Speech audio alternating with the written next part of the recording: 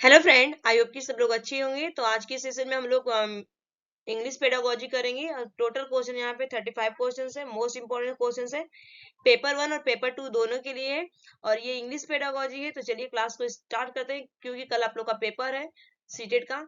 तो आप लोग एक क्विक रिवीजन कर लीजिएगा फटाफट अभी तक में, ठीक है, क्योंकि अभी टाइम नहीं है आप लोग पास। तो पूछा यहाँ से जितने भी क्वेश्चंस हैं 2011 से लेके 2023 तक के जो पेपर हुए थे, सारे क्वेश्चंस मैंने कवर किया है। लेकिन 35 क्वेश्चन जो पेपर में आप लोग को आएंगे, ठीक है। मेटालिंग्विस्टिक अवेयरनेस इज, तो पूछा गया कि मेटालिंग्विस्टिक अवेयरनेस इज, इस क्वेश्चन का जो राइट आंसर होगा यहाँ पे the ability to think and talk about language हो जाएगा। The ability to think and talk about language A is the right answer होगा। नेक्स्ट क्वेश्चन पर मूव करेंगे हम।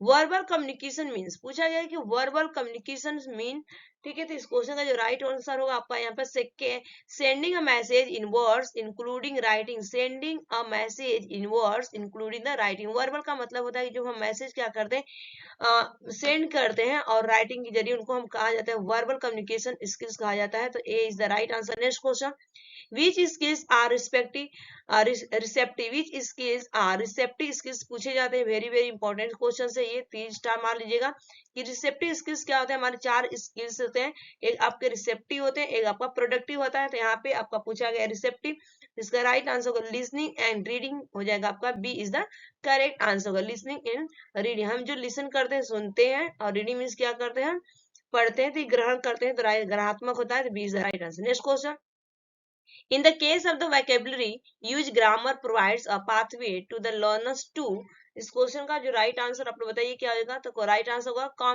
Combine lexical items into the meaningful and communicative expression, ठीक है। Combine lexical items into meaningful, देखिए आपका पॉजिटिव टैग है, meaningful and the यहाँ पे दिया गया कम्युनिकेटिव एक्सप्रेशन। तो ये right answer C is the correct answer होगा। Next question, among the 4 language skills, which pair the constitutes the reinforcement skills? reinforcement skill की बात की जा रही है। हमारे 4 language skills होते हैं, उनमें से पेयर पूछा गया constitutes of reinforcement की। इस क्वेश्चन का जो राइट आंसर होगा यहाँ पे D is the correct answer होगा। स्पीकिंग एंड राइटिंग, जिसे हम बोलते हैं बोलना और लिखना, जो कि आपको ये प्रोडक्टिव स्किल के भी नाम से जाना जाता है। नाम याद कर लीजिएगा, रीइंफोर्समेंट से भी पूछा जाएगा और प्रोडक्टिव, ठीक है। तो D is the right answer. Next question.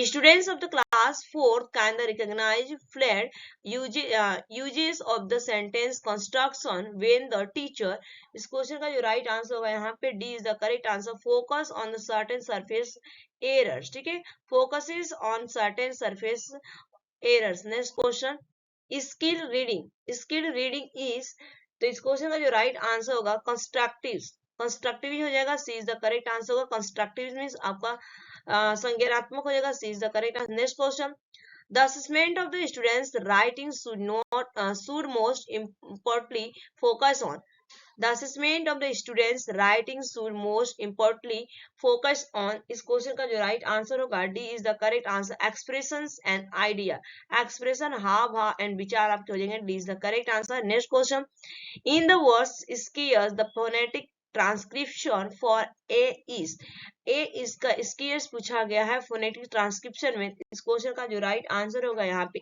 ई हो जाएगा। D is the correct answer.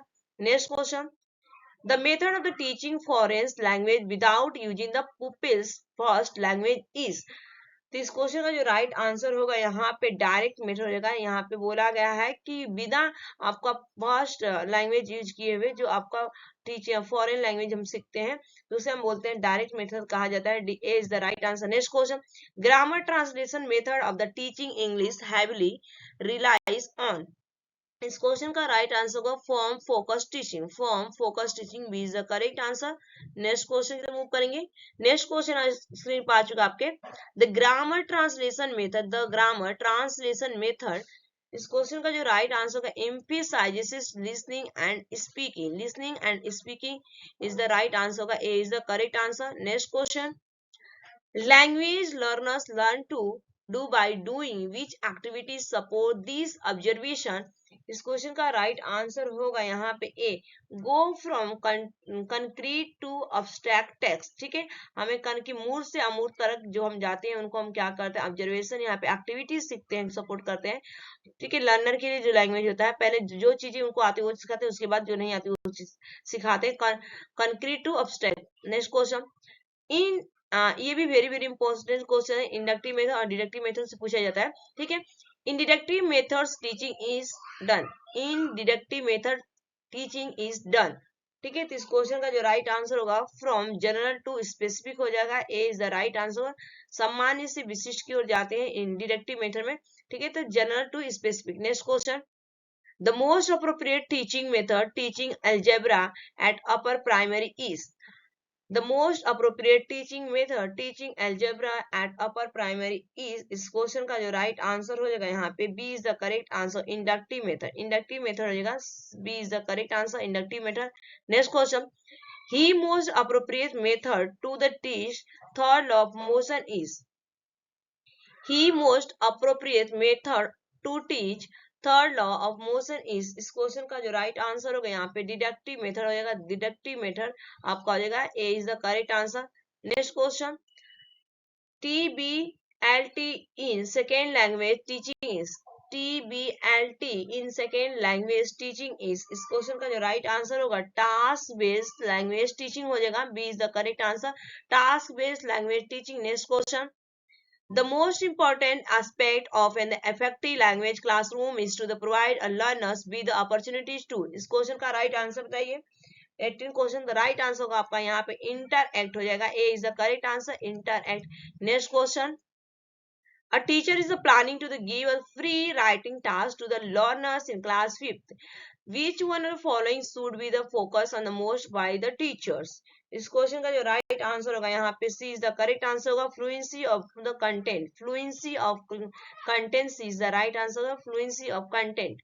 Next question, top down means attend to the overall meaning, what does the bottom up means। ठीक है, टॉप डाउन मीन्स मतलब होता है कि attend to the overall meaning, तो यहाँ पे पूछा गया है कि बॉटम अप मीन्स। इस क्वेश्चन का जो राइट आंसर होगा यहाँ पे D is the correct answer होगा, focus on the words and phrases of the text. ठीक है, focus on the words and phrases of the text. Next question, dash is the study of the language from a cognitive and the developmental law.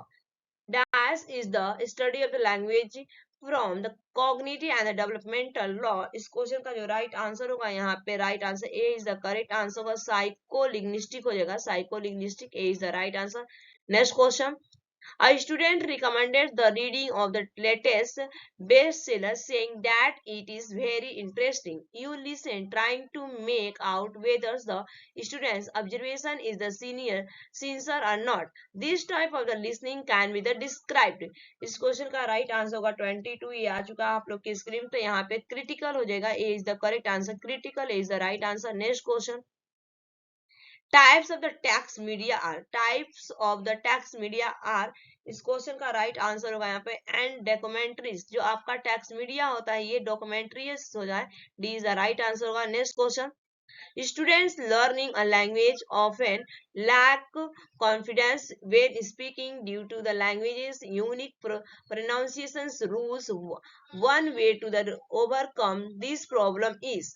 इस question का जो right answer होगा यहाँ पे B is the correct answer, using game like activities which requires, using game like activities which requires, is the right answer. Next question, next question screen पर आ गया है, for students to the gain language skills from the textbook learning should। इस question का जो right answer होगा यहाँ पे आपका ए इज द करेक्ट आंसर, को related with assessment and achievement, को related with assessment and achievement, B is the A is the right answer। Next question, while teaching hearing impaired students in the inclusive class, it is necessary for a teacher to, while teaching hearing impaired students in the inclusive class, it is necessary for a teacher to।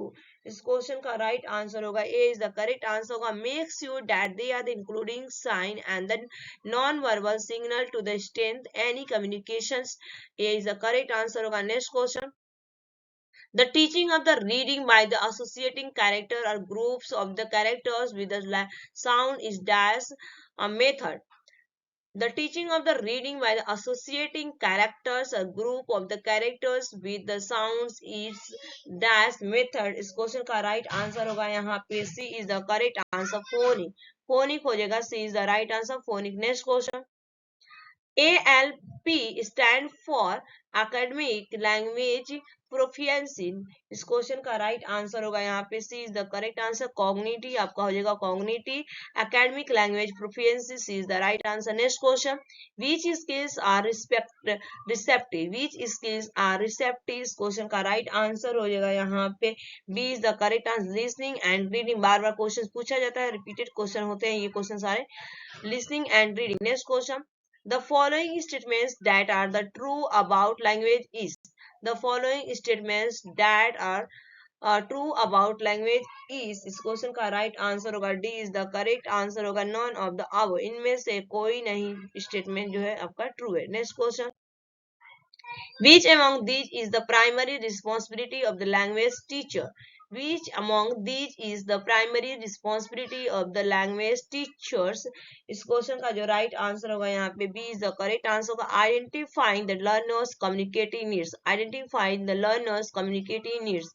B is the correct answer. Next question. A young child pick up a book, holds it right side up and turns the pages. This activity demonstrate. इस question का जो right answer होगा यहाँ पे B is the correct answer. Emergent literacy skill. Emergent literacy skills होता है. Emergent literacy skills. B is the right answer. Next question. Read the example of the what a learner does and choose the strategy that matches the examples. If I don't know what something means, I look it up. इस question का right answer होगा यहाँ पे A is the correct answer. Consulting reference matters. Consulting reference matters. A is the right answer. Next question.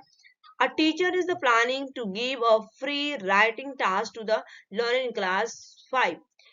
Class 5th, which one of the following should be the focus on most by the teachers? Right answer होगा इस question का A is the correct answer. The handwriting of the learner.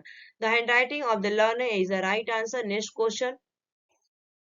Verbal communication means. Verbal communication means repeated questions है. Sending message in words including. तो ये आपके 35 question complete हो गए. Thanks for watching this video. Bye bye. Take care. Have a nice day. All the best for exam के लिए. ठीक है.